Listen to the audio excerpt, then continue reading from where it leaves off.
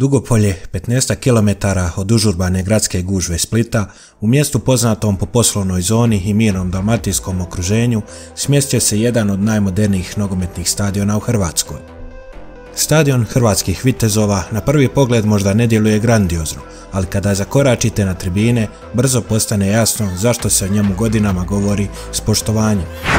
Izgrađen 2009. godine, ovaj stadion s kapacitetom od 5200 potpuno natkrivenih sjedećih mjesta pravi je biser sportske infrastrukture u Dalmaciji.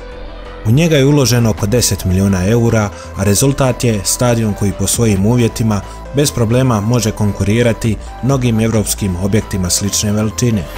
Glavni domaćin je nogometni klub Dugopolje, klub koji se natječe u drugoj Hrvatskoj nogometnoj ligi.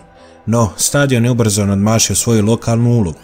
Već u lipnju 2009. godine posjetila ga je UEFA komisija i dala mu visoke ocjene, dovoljne da otvori vrata europskih natjecanja.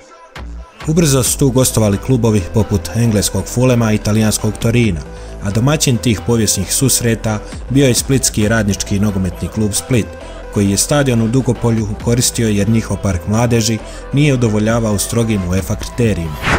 Stadion Hrvatskih Vitezova pokazao se i kao pravi oslonac za splitski Hajduk.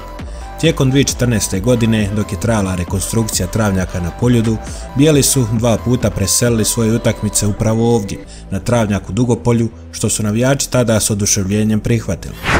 U svemu tome najzanimljivija ostaje činjenica da je ovakav projekt zaživio u maloj sredini, bez pompe, ali s vizijom.